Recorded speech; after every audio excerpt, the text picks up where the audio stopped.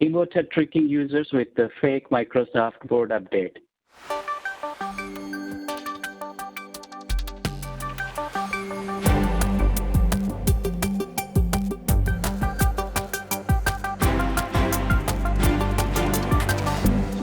Hey Ganesh, I hear you have something about Emotet today.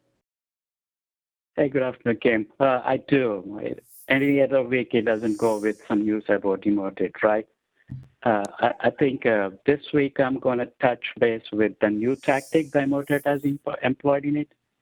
I'm not going to much details about what Emotet did. We already discussed numerous times by us and by various colleagues.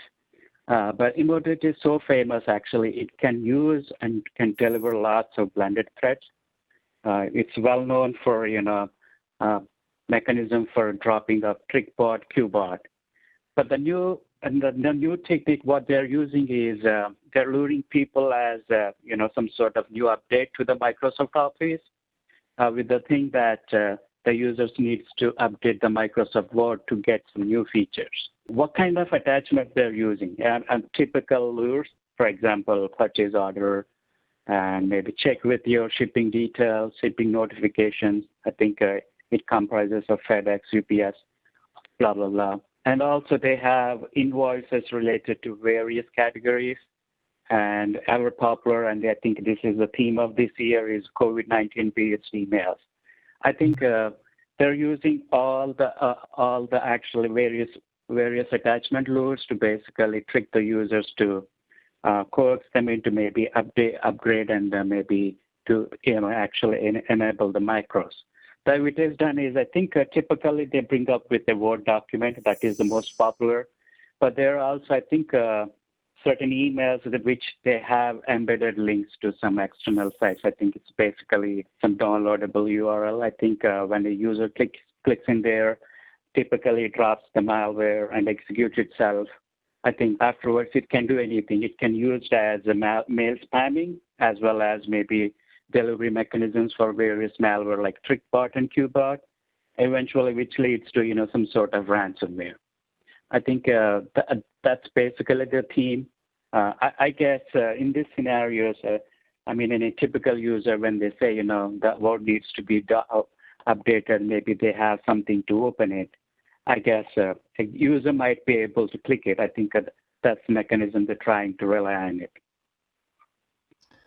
It's not something new, but I think it's a new thing. I think going on with the recent Microsoft-related themes, it's most likely possible for a user to click on and maybe enable the macros. That's an interesting find there, Ganesh. I think it's a funny technique, or lure technique, I guess you could say, especially for the time with all the various topics going around that everyone's taking advantage of. Everyone's trying to be safe online, telling someone to update to install the malware. That's got to be pretty successful for a lot of their targets, I bet. Yeah, that's true. I believe, I think like any other malware, and maybe I think the defense in depth, I think more than that, I think user awareness is the most likely the key in this factor. Oh yeah, if your user is getting, for example, if I'm not getting a FedEx invoice, I'm not going to go click on it. I think there's some sort of those things I think may help the users. Other than that, what else we could do? I think there's some sort of mail filtering at the organization's boundaries itself, maybe defense in depth. Those are the things come to my mind, protecting from this specific tactic. Yeah, absolutely.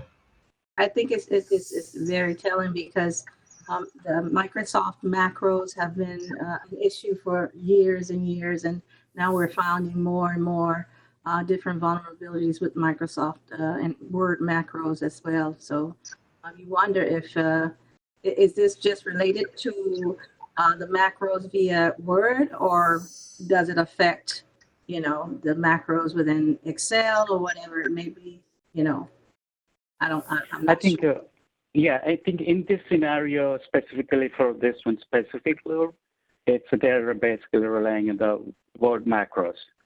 But we know that the macros can be shared between various Microsoft apps, right? So it's possible. It's possible, basically, it can be used by anything.